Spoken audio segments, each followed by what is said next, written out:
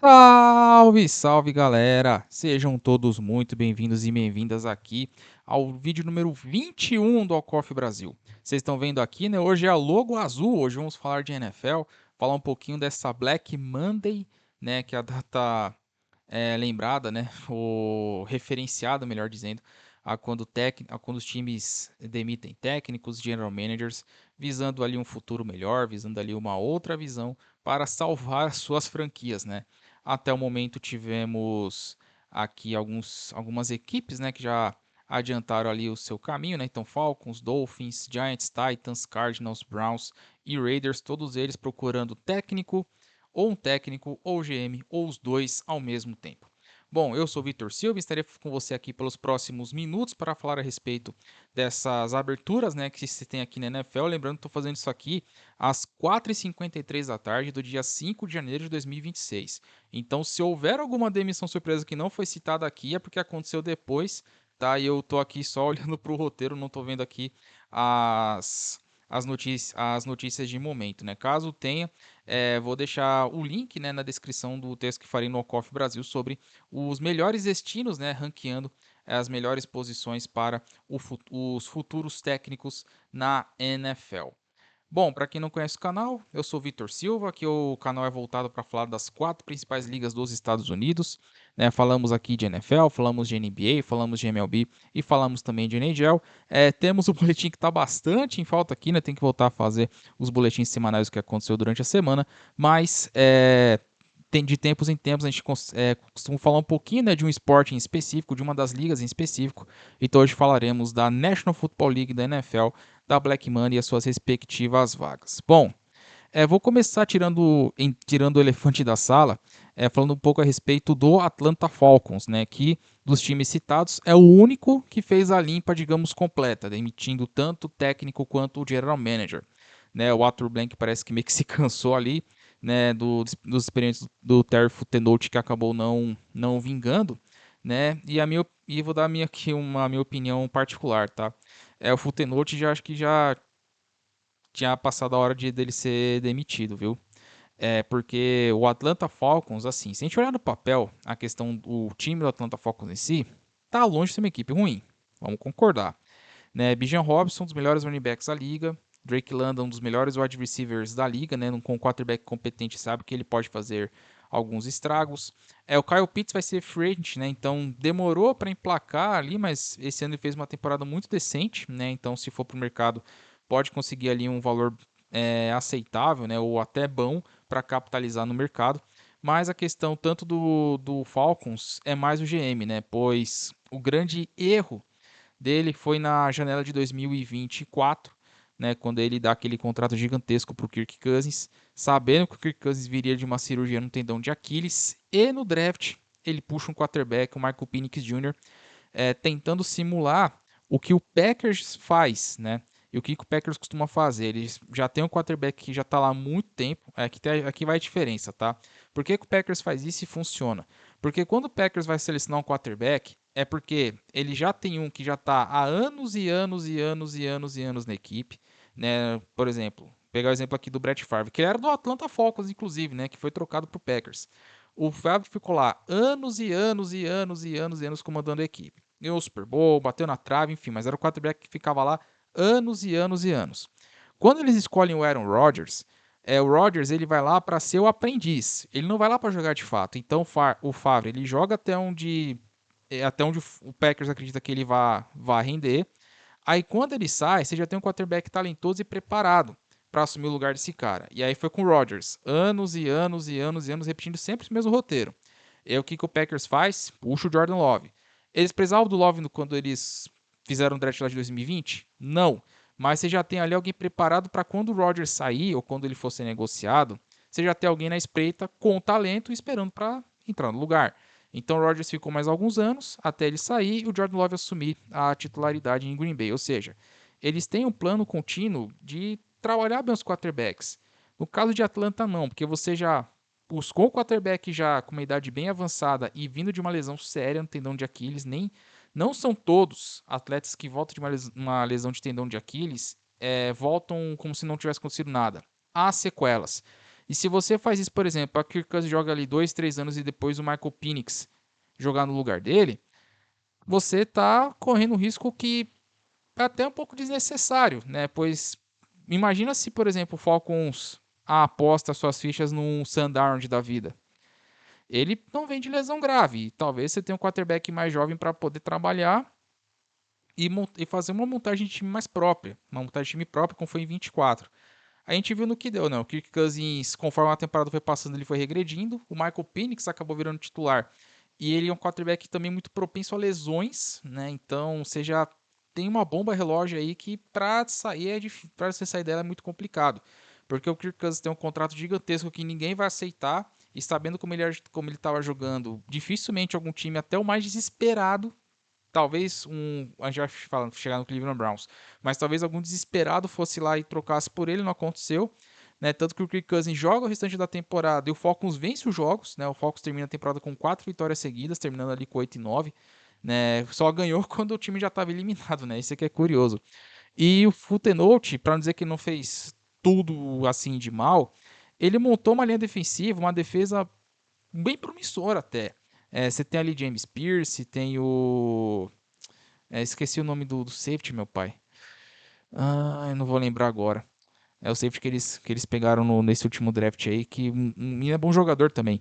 Então você tem ali no Atlanta Falcons, é uma base de defesa legal, e você tem um ataque que tem peças que podem render. A linha ofensiva é decente, ok, não é nenhuma, né, não é elite, mas mantém um quarterback de pé, né? Então isso é o que conta.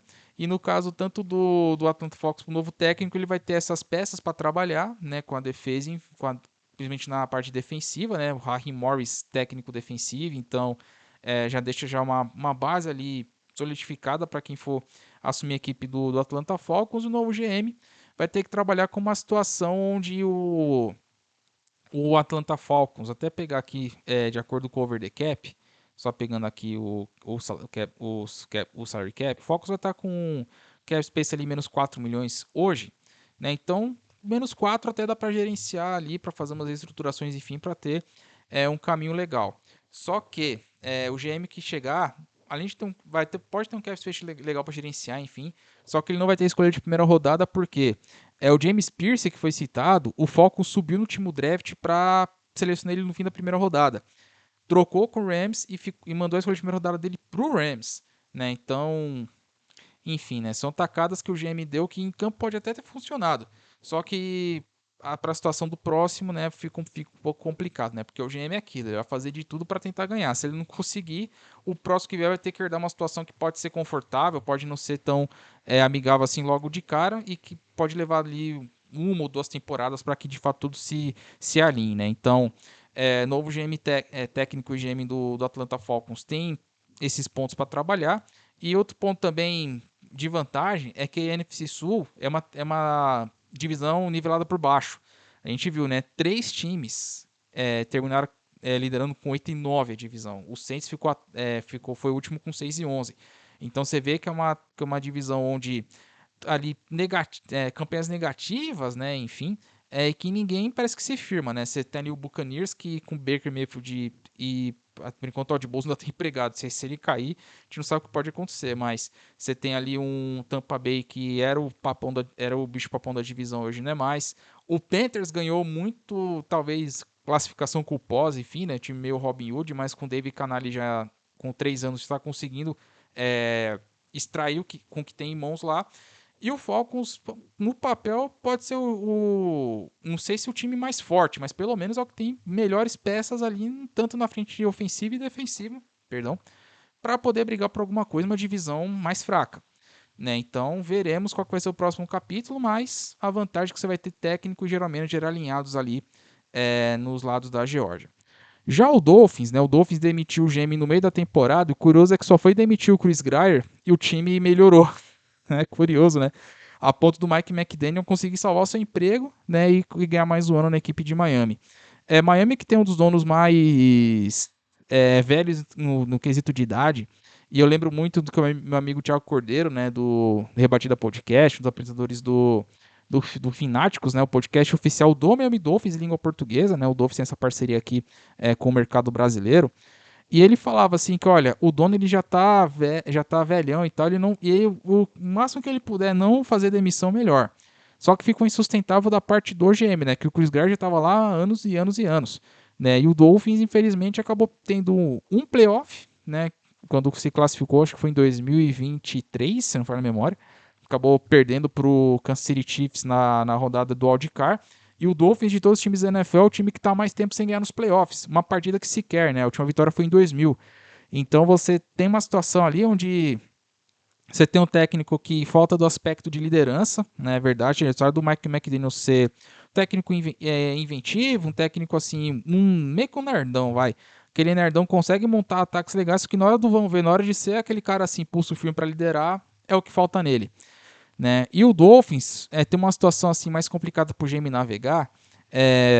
Assim, questão de draft é um pouco menos difícil do que um pouco menos difícil, a gente pode colocar assim, do que o Atlanta Falcons, porque pelo menos o Dolphins tem a sua escolha de primeira rodada, e no próximo draft a escolha do Dolphins é a escolha número 11, né? Então vai ter um caminho por onde andar, né? Porque as últimas classes de draft do Dolphins foram bem abaixo da crítica, salvo um outro jogador, mas no geral não consegue, não rende muito bem as classes que o Chris Greer fez como um todo no comando, na sua passagem com o GM do Dolphins. Então, para o GM do Dolphins, ele vai ter essa questão de acertar mais as escolhas do draft, né, para montar um time mais completinho, enfim, né, ter sangue novo ali. E a novela Tua Tagovailoa, que é o que mais pega, porque a gente está falando de quarterback que foi para o banco no final da temporada, né, o Quinn Ewers, né, assumiu a titularidade. E no pior cenário, se a gente for pensar em cap, o Dolphins, se for, digamos, cortar o Tua Tagovailoa com aquele corte pós 1º de junho, né, que é quando vira o ano fiscal nos Estados Unidos e parece que a equação muda lá, até hoje não entendi muito bem por que esses valores diferem, o dead cap, né, ou seja, o dinheiro que ficaria, que não poderia ser usado no cap space, para a questão de pagamento de contratos, enfim, que você acaba trocando ou fazendo corte.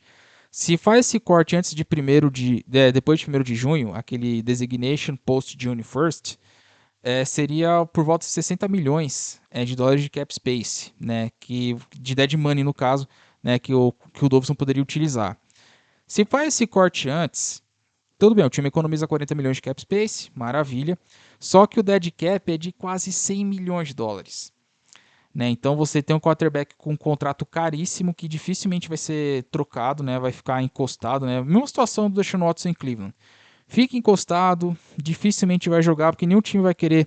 A não ser que algum time tenha bata no peito e fala assim, não, acredito no Tu, acho que ele pode render aqui com a gente, vamos fazer um negócio, né? E acho que o Dolphins sorriria de orelha a orelha, e o GM também, né? Porque você se livrando de um contrato pesado como é o do Tua Tagovailoa, já é um grande avanço, né? Para um time que precisa encontrar um quarterback mais sólido, pensando também sabe, acho que não sei se o Devon Achane vai ser free agent nessa próxima janela, mas outro jogador também que eles vão ficar de olho. Tem o Tyreek Hill que está se recuperando de uma lesão grave. Tem o Jalen Waddle, que é o wide receiver bom, né? Longe, não é elite, mas cumpre bem o seu papel. Né? Então vai ter que acertar muitas peças ali do ataque e também da defesa, né? Com alguns outros contratos bem caros, né? Que quando o Chris Greer tentou acelerar a janela do Dolphins para brigar por campeonato e no fim acabou não dando certo, né? Então o novo GM vai ter esse trabalhinho, né? Esse dilema ali, tu até gol vai loa, porque ele pode fazer um retool bem criativo, né? De repaginar com o que tem em mãos e colocar o time de novo nas cabeças a curto, médio prazo, ou vai empurrando o cap para frente e pode virar o New Orleans Saints da AFC, né? Porque a situação do Dolphins não é das mais fáceis, né? De acordo com o Over the Cap também, inclusive, o Dolphins é o quarto time com menos cap space, se a gente for pensar para essa temporada de 2026, né? Que é 15 milhões negativo, à frente apenas de Dallas Cowboys, Minnesota Vikings e Kansas City Chiefs, né? Até o Saints tem um cap space um pouco menor, né? A diferença aqui de pouco mais de 200 mil dólares, pouco mais de 200 mil dólares, isso mesmo, negativos, né? Ou seja, vai ter que trabalhar para poder manter a janela no azul, para poder investir no time, né? Para quando virar, né, o ano novo da NFL, que é em março. Então veremos como que vai ser essa tarefa para o novo GM do Miami Dolphins. Passada a situação de técnico GM e GM, agora vamos para as clássicas, que é a situação de técnico. Vou começar com Titans e Giants, porque foram as duas equipes que demitiram os técnicos no meio da temporada. Né? Os dois times têm situação muito parecidas, né? Pois ambos têm quarterbacks escolhidos nesse último draft, né? Que um já foi titular desde a primeira semana, né? Que foi o Ken Ward, né? Que Tennessee já montou o time pensando nele, né? Para ser o futuro da franquia. E o Giants começou com o Russell Wilson até o Jackson Dart assumir a titularidade no início da temporada. No caso de Tennessee, o novo técnico que chegar, ele vai ter algumas boas vantagens, né? Como, por exemplo, Tennessee vai ter a escolha número 4 do próximo draft, né? Que o Ken Ward, na reta final, ele mostrou uns sinais ali de ser um quarterback promissor, se bem trabalhado, pode render alguma coisa. Só que o Titans, ele carece muito de talentos, né? Em si. Tanto que você vê, os principais nomes do Titans, se a gente for parar para pensar, foram Gunnar Helm, o Tyrande. Teve o Eric, acho que é Eric Anilmanor, uma coisa assim, vou ficar devendo o sobrenome dele, mas o adversário também foi escolhido nessa última classe. Tony Pollard, que é o running back que, com uma linha ofensiva bem trabalhada, pode entregar alguma coisa. E você conta nos dedos, né? Quem que o Titans tem que você possa falar assim, não, esse cara aqui pode render alguma coisa, né? Podendo construir o futuro aqui.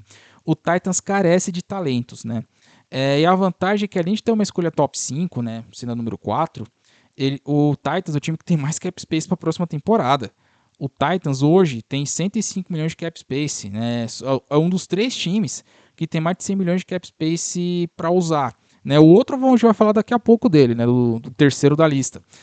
E pro técnico chegar e falar assim, ó, já tem um quarterback aqui, vai ter praticamente uma folha rascunhada, não vai ser totalmente branco, mas uma folha rascunhada, falar assim, ó, tem esses nomes aqui e tal, com 100 milhões pode trabalhar legal, e o Titans tem, sabe, quantas escolha de draft. Então, o time pode trabalhar com o que tem, né, com o que tem para fazer montar um time competitivo ali a médio prazo, enfim. Tudo bem que a classe de técnicos para essa janela de 2026 não é das mais fortes, né? Não tem assim nenhum nome assim muito badalado, ou que você fala assim, não, isso aqui vai ser a salvação dos nossos problemas e tal. Mas Tennessee tem esse caminho que é um caminho aceitável, um caminho que, se bem trabalhado, com essa folha em branco, pode render louros lá na frente, tá? Com isso, assumir com toda a tranquilidade do mundo. Já o Giants, o New York Giants, é uma situação um pouco diferente com a questão do Jackson Dart, né? Porque também tem um quarterback novo e tem algumas outras peças, alguns nomes, principalmente na linha defensiva, que você já olha e fala assim, não, peraí, linha defensiva aqui já tá ok, né? Então, linebacker também estamos bem. Tem uma defesa que, se bem trabalhada, pode melhorar, pode ser uma defesa competitiva. O que quebra muito a questão do ataque, né? Pois o Jackson Dart, por mais que ele seja talentoso, meio maluco às vezes de ser um quarterback que gosta muito do scramble, de ir pro contato físico, mas esses contatos físicos para quarterback é problema, né? Pois se for cabeça concussão como aconteceu, né, e acabar jogando James Winston, por exemplo, durante a temporada regular, e o James Winston quase vencendo jogos, inclusive, né, pela equipe do Giants, né, isso é problemático a longo prazo, né? Pois se você tem um quarterback que acaba sendo propenso a esse tipo de pancada, enfim, pode acabar tendo vida curta, né?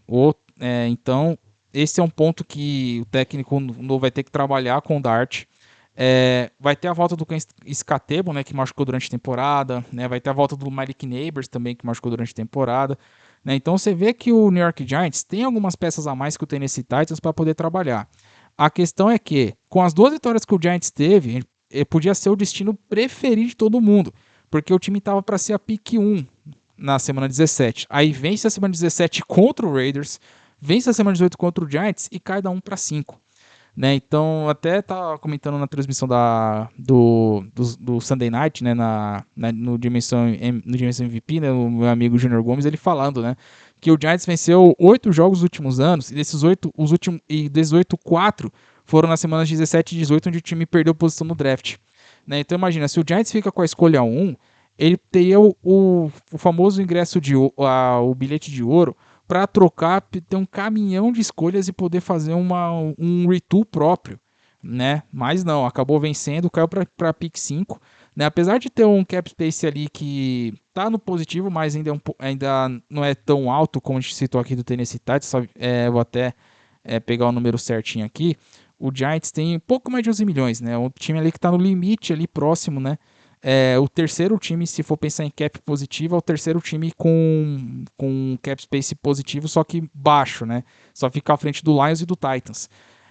Então você tem essa questão ali do técnico, né? De trabalhar com o que tem em mãos, de fazer um draft bacana, de dar pra fazer um ritual ali para manter esse Giants competitivo, porque o time de todo não é ruim, tá?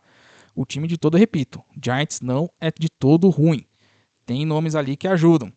Porém, o técnico vai ter que trabalhar isso muito com o Dart, né, para evitar essas pancadas, claro. E você vai confiar isso no Joe Schoen, né, o general manager que vai estar no hot seat, no hot seat, né, porque ele e o Brian Daboll que montaram essa equipe, né, que no primeiro ano com o Daniel Jones pegou playoff, enfim, técnico promissor, mas depois acabou dando tudo errado, né, deixando o Saquon Barkley embora, apostando no Daniel Jones depois sendo dispensado, enfim. O GM acabou ganhando uma segunda chance para achar o técnico. Será que dessa vez irá certo? Vamos ver. O próximo da lista aqui, que rodou, foi o do Arizona Cardinals, né, o Jonathan Gannon. Fica aqui uma curiosidade. O Ari Meirov até tweetou, inclusive, na conta dele, né, que o Cardinals é uma das franquias mais antigas da NFL, né, tem mais de 100 anos de história, só que nenhum técnico durou mais do que 6 temporadas lá, durou mais do que 6 anos.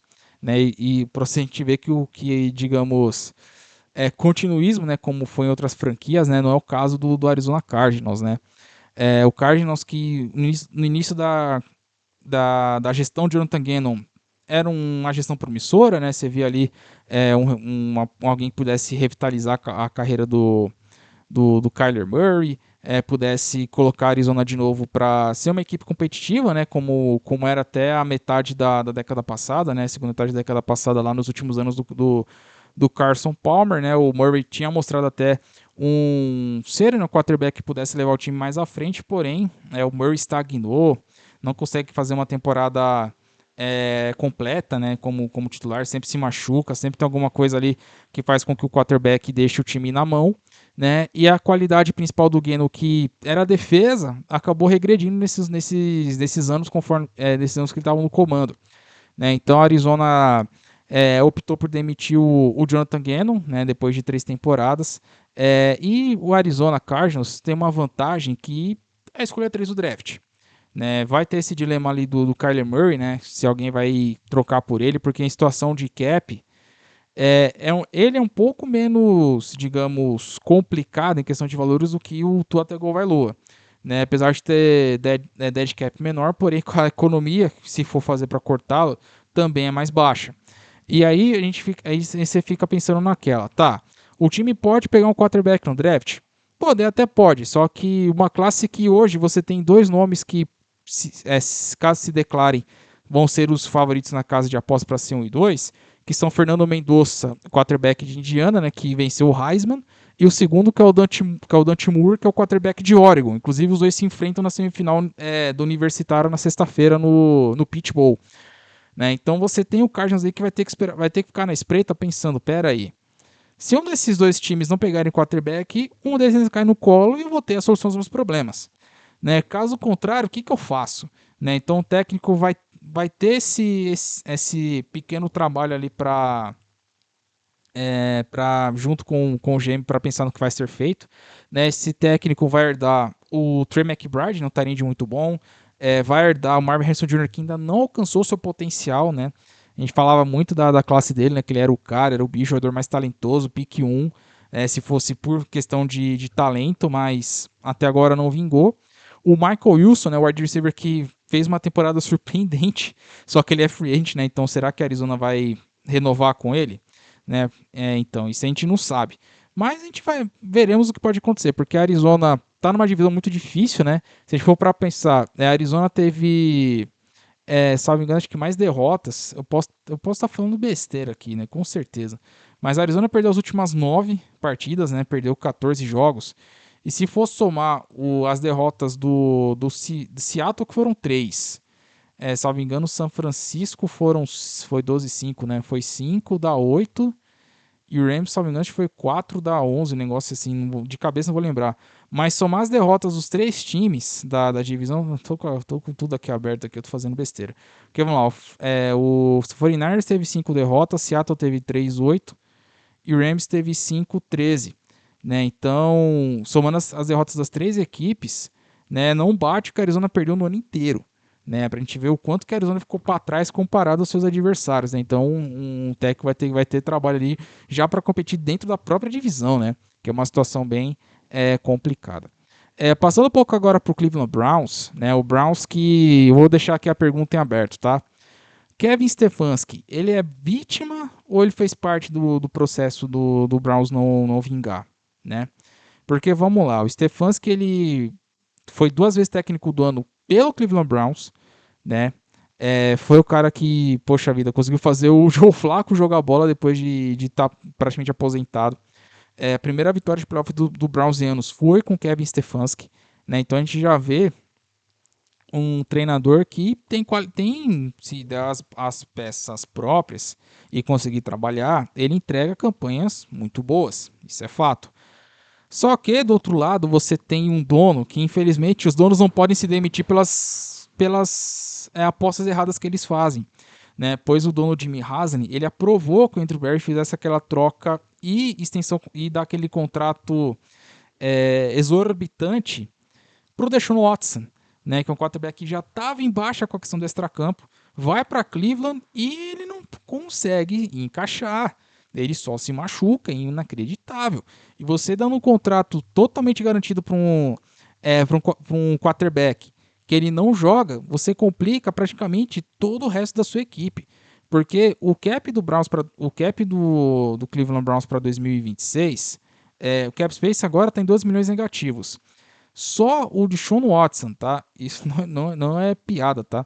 Só o Deshaun Watson, ele responde por 1/4 do cap, só do que ele vai receber em 2026, né? De reestruturações, enfim, que são 25,4 milhões do cap que ele vai receber. O cap number dele é de 80,7 milhões.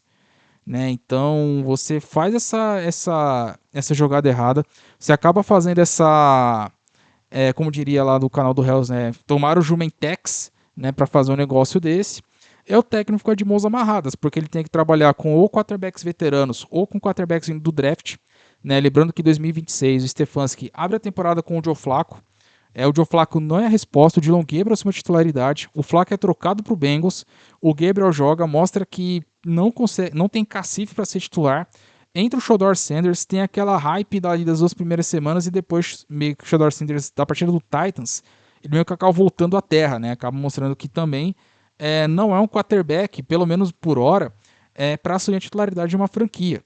Né? Por mais que você tenha ali o recorde do Myles Garrett, né, os 23 sacks, né, que foi um momento bacana, mas não adianta, se você tem uma defesa boa, um ataque que não rende, você ficar amarrado com cap, o técnico se não consegue, o técnico se tenta extrair talentos, tenta extrair com o que tem, e o que tem ele não consegue fazer muita coisa, então talvez o momento seja fosse separar para colocar uma mente nova ali, né? Porque lembrando, o Andrew Berry, né, que fez a oferta, que teve a aval do dono para trocar, ele seguiu no cargo, né? E o curioso é quando o Jimmy Haslam falou hoje, né, pela imprensa, ele citou alguns dos pontos, né, que fizeram com que o Andrew Berry fosse mantido. Né, ele fala assim da escolha do Malik Collins, né? Porque um ponto do Andrew Berry a gente tem que tirar o chapéu, tá? A classe do que o Browns teve nesse último draft foi uma classe muito boa. Né? Conseguiu uma outra escolha de primeira rodada com o Jaguars. Trouxe, né, puxou, né, o Quinton Judkins, o Harold Fanning Jr., né, o tight end, o Mason Graham vindo no pick 5 do draft, né, dobrou também running back, né, com o Dylan Sampson. Então existe um norte ali que você tem um time jovem e com contratos baixos, onde você consegue extrair algo melhor para que Cleveland seja competitivo, né? Tanto que Cleveland venceu, né, as últimas 2 partidas, né? E vai ser, se não me engano, acho que a pick 6 do próximo draft, isso mesmo. Cleveland vai ser a pick 6 do draft. E pelo menos você tem essa a vantagem do Tech, você vai ter muitas peças jovens para você trabalhar, né? É claro, deixando o Watson dificilmente joga, acho que nem deve cogitar a volta dele. E vai ter que ser criativo para achar um quarterback para que faça com que esse time renda, com que esse time consiga progredir. Então, o Cleveland não está numa situação assim tão calamitosa em outras posições, porque tem uma classe de jovens muito boa. A questão é esse bendito contrato do Watson que deixa o time de mãos atadas e por um bom tempo ainda, viu? 2026 promete ser um ano complicado, viu, torcedor do Cleveland Browns? Apertam os cintos, viu?